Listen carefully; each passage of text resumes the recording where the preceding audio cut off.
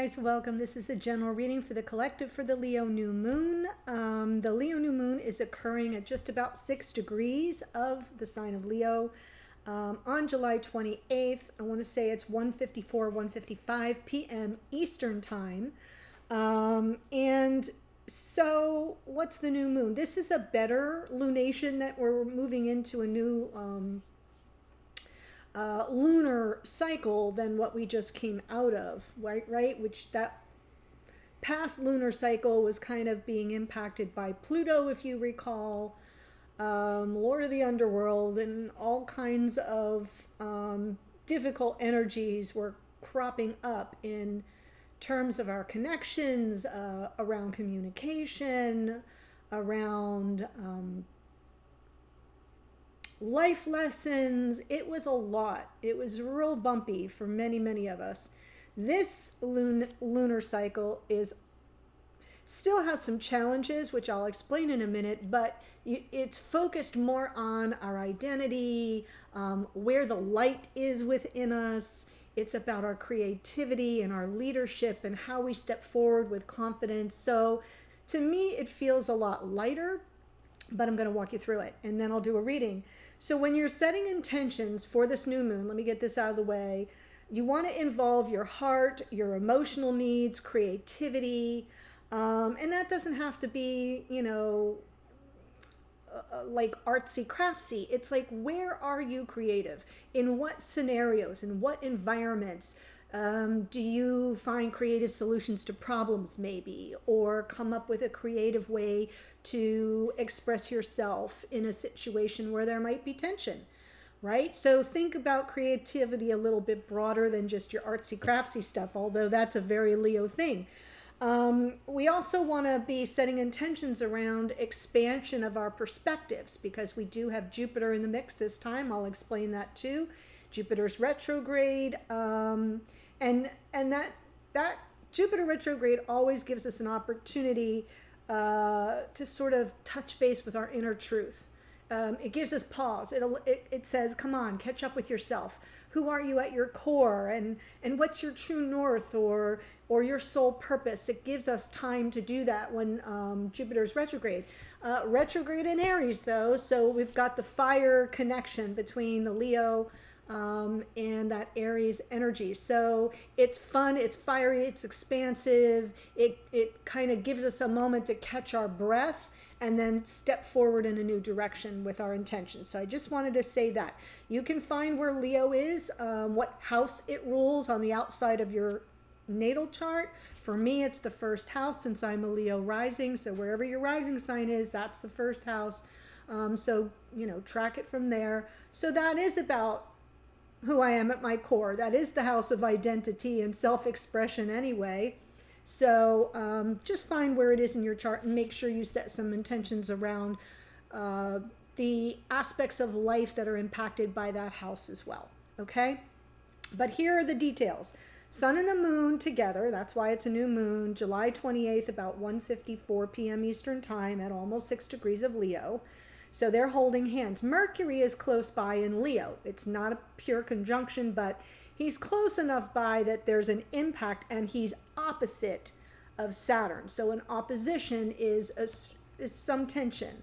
And Saturn is retrograde in Aquarius. So what does that mean? It means that Saturn, the great teacher, right, and the Lord of Karma, is going to be in the house while you're setting those intentions. And it's going to kind of be like, remember when you were in school and the teacher would walk up and down the aisles when you were taking a test or doing homework or whatever?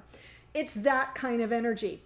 And because he's in Aquarius, it's like, make sure you set some intentions for how your creativity and leadership can serve the greater good of humanity and the world. So I like to let you know that, because it helps you sort of think about yourself as a light worker, as a light seer, and then how do I bring that forward in a more expansive way, since Jupiter's hanging around too, okay?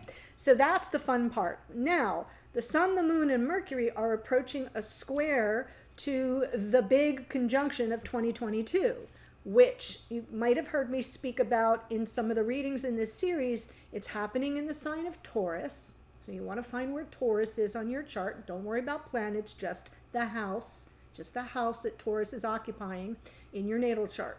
So we've got the North Node there, we've got Uranus, and we've got Mars is going to be joining on August 1st and 2nd. So they come into perfect conjunction on August 1st and 2nd, right after this new moon. So the square is building, and a square is also difficult, harsh geometry, right? It's pretty stubborn. So that's what I've been talking about with that conjunction, because Uranus is the great awakener when, anything can happen and probably will. Touching the North Node, meeting up with the North Node, making contact with the North Node, and then Mars is there. And Mars is kind of, right, the god of war. He's the action taker. He kind of has some hot temper. So I just want to let you know that even though Mars is that planet of action, he's also like a shit stirrer. Okay. So, if something should kind of pop off, you want to kind of have your head, keep your wits about you. Remember, Mercury is opposite Saturn. Say, I don't want to learn any harsh lessons by stepping into it here. I just kind of feel with this big conjunction, we're all poised for either big breakthroughs or big breakdowns. So keep that in mind. And the house that Taurus occupies is where you're most likely to feel it. Not always, but most likely. Okay, so I wanted to let you know that. And then the beautiful trine with Jupiter, it's lovely geometry, retrograde in Aries, to provide support for your expansion and to bring maybe some good blessings and new opportunities that may come by whatever pivot may occur during that big conjunction with Uranus and Mars meeting up with the North Node, okay? Because the North Node is where we're headed. It's the future, and it's our dharma, what we're here to do, and we may be required to make a pivot. So just sort of make yourself available for that, and whatever shows up that might be shocking, or someone may reach out since Mercury is there. There may be communication. It may be a surprise. A lot of the readings lately have been showing that we start off with difficult energy, and then there's a plot twist. That's what I feel we're most likely to have happen. But if the plot twist isn't something that you're, grooving on, try to use that Jupiter energy to see where the opportunities are. Got it? Okay. How long did that take me? Oh, under 8 minutes. I am very proud. I'm just hitting the highlights, guys. Like I say, I could go on for 20 minutes. But let's definitely be looking at our, our light, our inner light, our true self, our true north, and anything that kind of blows up and breaks down, take it as the universe is telling me I've got to move in a new direction and away from this thing that is either, holding me back or keeping me small or not serving my highest good. I'm meant for something more. Jupiter's about more. Okay. So let me pull some cards. Here we go. Oh, I love this. Yes. Okay, so we have finding sanctuary, opening to your spiritual source. Perfect. That's a little Jupiter energy too, is our spiritual source, along with some backup from Neptune. So, just kind of find a place to get quiet, especially when you're setting intentions. Fellow travelers, support is all around you. So this is definitely speaking to the collective. We're all kind of marching this way together. Grounding, go deep. Go deep. Explore your roots if you need to. This is good because this is what's happening in that conjunction in Taurus, which is an earth sign. So you may want to explore your roots a little bit more deeply, get grounded, find sanctuary, open to your spiritual source. Know we're all fellow travelers on, our light worker mission here. So I like that. All right. Let me put this away. And now let's see what's happening in our connections for this new moon with all the supportive players that I just referenced, okay? And then in the extended, I'll go sign by sign, and we'll look at what may be coming through for you, where the breakthroughs might be, okay? Four of Pentacles. something that we may want to hold on to. Aha, and here's the challenge. There's the pivot, Two of Wands. So what's crossing us here is we may be in a comfort zone and we may be thinking, I don't really want to pivot. I don't really want to kind of move in a new direction. I don't know where I'm headed, or I was kind of comfy right where I was. So there is sort of that a tight grip that you may have on something you're not ready to let go of. And the challenge is you're being pushed to that moment where it's time to decide which path you're going to take. Underneath, Wheel of Fortune, there's Jupiter for you. So that's good because it suggests in our unconscious awareness, we know that this, that there's divine timing, divine order, that things are unfolding in our favor. Or that's the intention at least. Yes, in the past here. Nine of Wands. Sort of wrung out. I feel that even though we're holding on to something for dear life, I kind of feel it's taken a real toll. And on some level, we all know that we've got to choose a path that serves our higher good. Three of Wands. Oh, I love this. So this is the above. This is the card that's sort of crowning us. Conscious awareness is once we choose the path, we can expect, there's expectation or anticipation with the Three of Wands that we're manifesting that new thing, that something is coming in to support us once we make that pivot. Whew. Ten of Pentacles. There's abundance. There's, maybe themes around life partnership or at least about our future. Stability, abundance. Just the way the Wheel of Fortune kind of unfolds in our favor for the long haul, for the greater good as we go forward. Okay, message from Spirit, Temperance. That's more Sagittarian energy, so not really Jupiter, but ruled by Jupiter. Patience is what that's about. Balance. In the hidden energy, Four of Cups. Some disappointment or disenchanted energy. Hopes and fears, Queen of Wands. That feels very much like that new moon Leo energy of getting our mojo back and, reconnecting with our inner light. And there's Leo's Strength card. That's kind of perfect.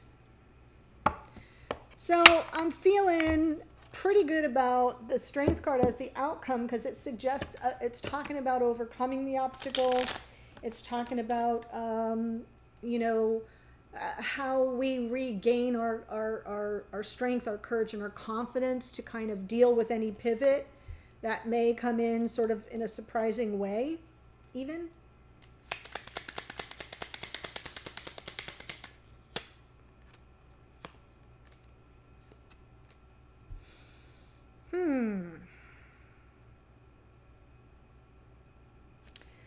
So I feel that part of the problem here for many of us is with the Four of Pentacles, we may not be ready to let go yet. We may not be ready, and therefore we've got the Hanged Man, the Ten of Wands, and the Death card clarifying, and it sort of feels to me like there's an energy of holding tight to something from the past. It feels like it's in the past. It feels like it's time for that to sort of transform, for there to be something that is released, and also what goes away is like a big relief to you.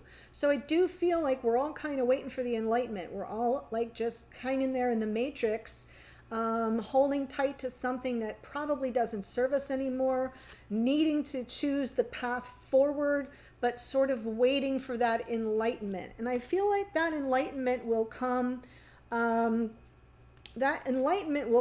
in the new moon. We kind of got to find it in the dark though, right? Because we can't see the new moon, but being that it's connected to the sun there, I do just feel, I'm feeling something more coming in about the Hanged Man. So give me a second. Okay, so before we can sort of offload something that's been dogging us for a while and, say goodbye to it, release our vice grip on this Four of Pentacles energy, and choose the new path forward, it's almost like we need the bird's eye view. You've heard me talk about that. Hanged Man is sort of getting the lay of the land from a safe vantage point, seeing the bigger picture, taking the 30,000 foot view and making sure you've assessed the situation or looked at it with fresh eyes, or maybe run it by somebody that you can trust. So I absolutely feel like while it might be that status of limbo, stagnant energy, perceiving this stagnant energy, it's actually serving you because it's giving you an opportunity, if you care to take it, to sort of get the lay of the land before you make this big change and let go of what doesn't serve and head in a new direction. So that's part of the challenge, okay? I knew there was something more for the Hanged Man. Let's look at the Wheel of Fortune.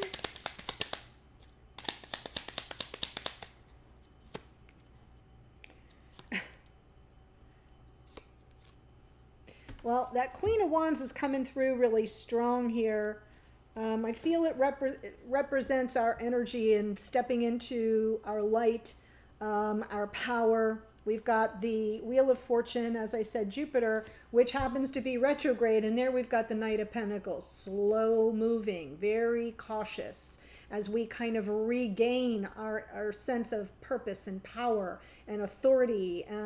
The leader, she's very much a leader, the Queen of Wands, which is definitely the archetype of Leo.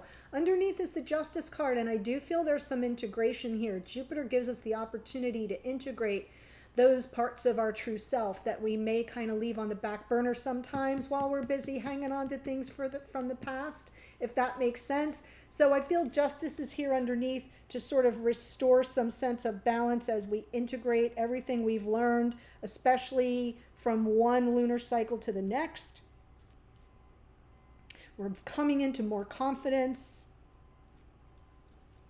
more creativity, our higher self purpose.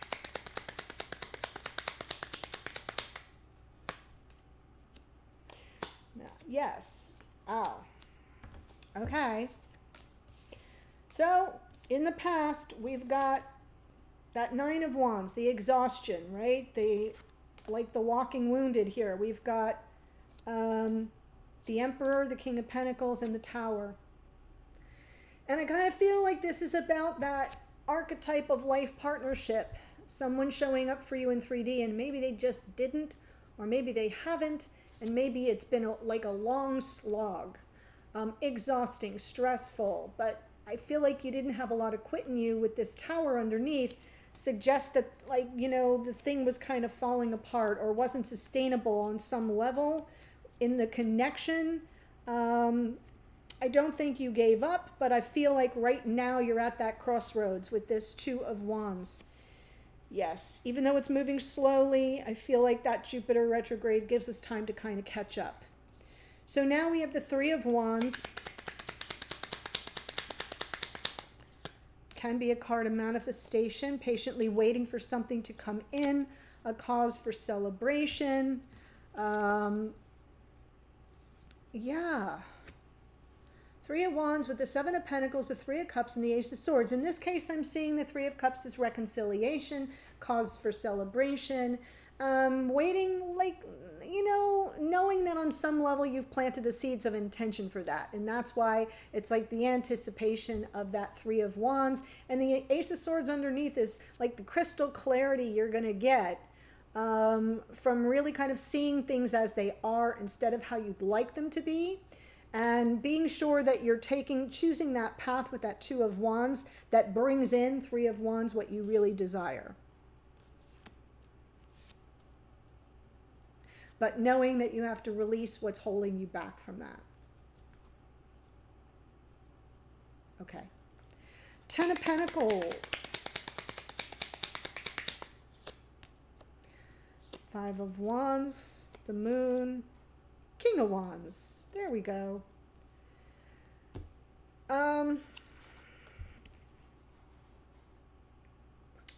kind of feel like you may be conflicted about where the connection is headed in the future, because there's like hidden feelings. Maybe this King of Wands hasn't, who I also think is the Emperor and the King of Pentacles, just so you know. It's all the same person. I feel like I'm speaking to divine feminine energy right now. So the King of Wands usually is very sure of themselves, very clear on what they want, very quick to act on their instinct, their impulse to go get it. Okay? And I almost feel like you're conflicted about where this person stands or what they think about a future together. If they've even thought about it, what are their feelings? There's something hidden here, and you're kind of conflicted because you don't know how they feel. They may be, there may be secret feelings about it, and I sort of feel that presents a little bit of challenging energy. That's where the conflict likely is for the vast majority. Like, is there a future here? But it's something that you're already kind of focused on. You have been focused on it, but you don't know where they stand. All right. Temperance, message from Spirit.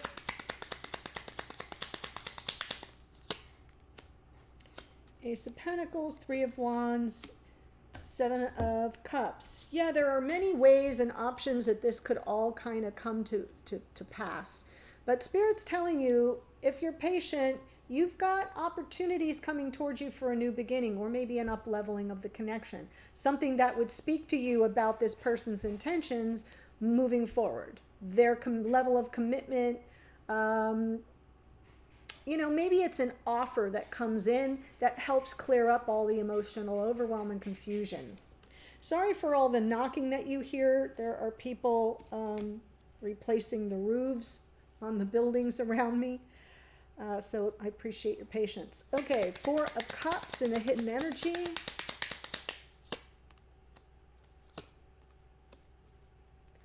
Wow. So the hidden energy feels to me like your person may be aware, may be unhappy that they missed an opportunity. I'll tell you why I say that, because it's clarified by the Magician, the Nine of Wands, and the Lovers. So there's that soul bond, there's twin flame energy, reunion energy, but it's a choice. And I feel like this person had the opportunity and missed it. Right? That Ace of Cups was being handed to them and they kind of looked right past it. And here they are trying to push forward and not really give up on the situation. We had the Nine of Wands in the past for you, and now in the hidden energy, they're still in that energy of pushing forward. It's exhausting. It's stressful. It feels to me like it's kind of tormenting this person.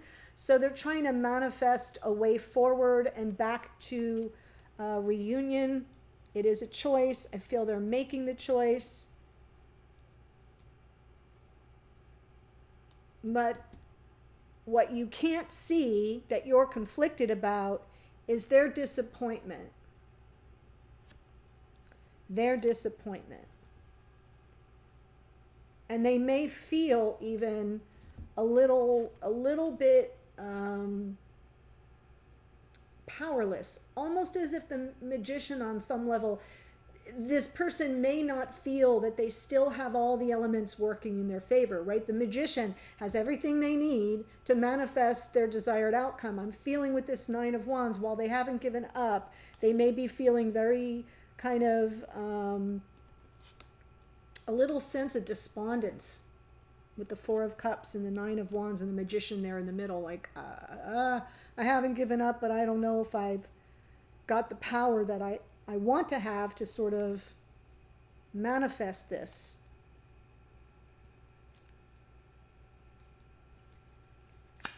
Queen of Wands and the hopes and fears.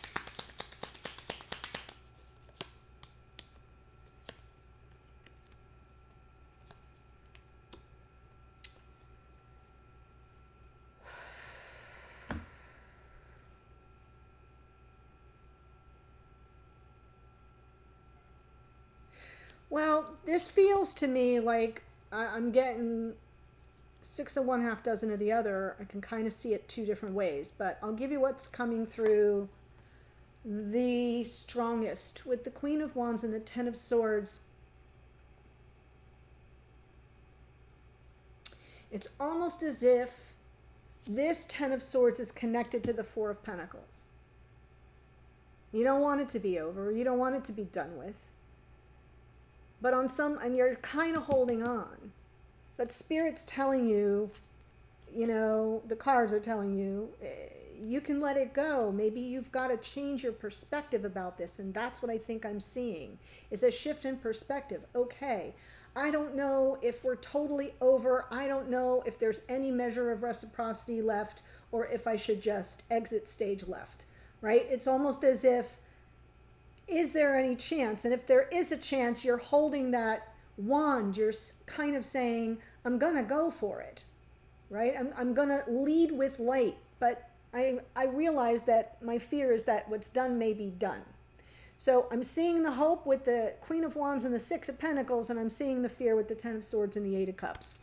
And that would be your own energy of walking away from something that, is no longer on life support. But I'm feeling with that Six of Pentacles, there's that energy of the two of you being equally invested in the connection, maybe even a second chance. I don't see the Judgment card, but I feel it, to kind of, reconnect, reestablish some measure of balance in the connection in 3D. Whatever that looks like for you. Because I am seeing that underneath with this Ace of Swords, there's some truth of the situation trying to find its way in, around whether or not you'll have a cause for celebration and reconnection or reconciliation or reunion. Take that as it resonates for you. Okay, so the Strength card here would be that overcoming of those obstacles.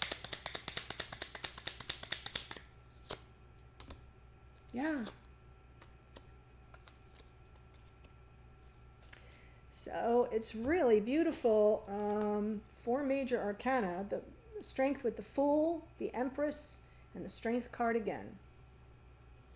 So I kind of feel what Spirit's telling you here with the Temperance card, with that Ace of Pentacles, the Three of Wands, with the Seven of Cups. It's like, don't get verklempt, right? Don't let yourself get swallowed up whole by overwhelmed emotions, because something very positive and very refreshing may be coming in, and it may be your person taking that leap of faith, not sitting here regaining their own sense of personal power to kind of assess the risk and come towards you anyway.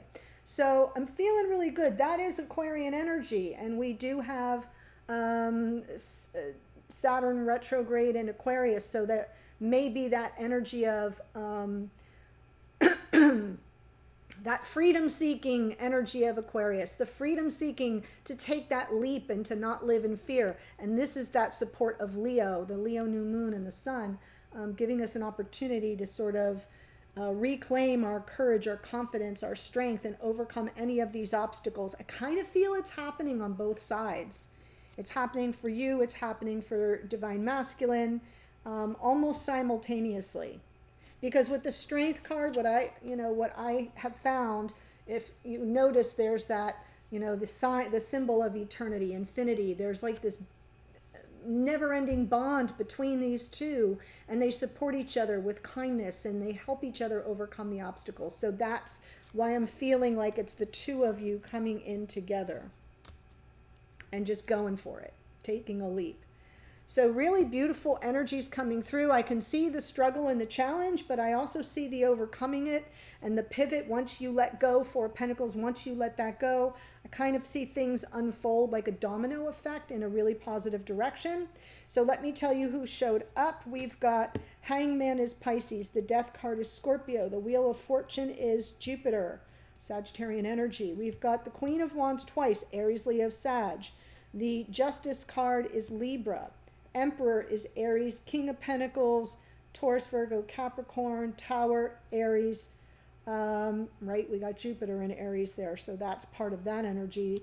The Moon is Pisces, King of Wands, Aries, Leo, Sag. Temperance is Sagittarian energy. The Magician is Virgo and Gemini. That is a card of Mercury. We've got Mercury in this lunation.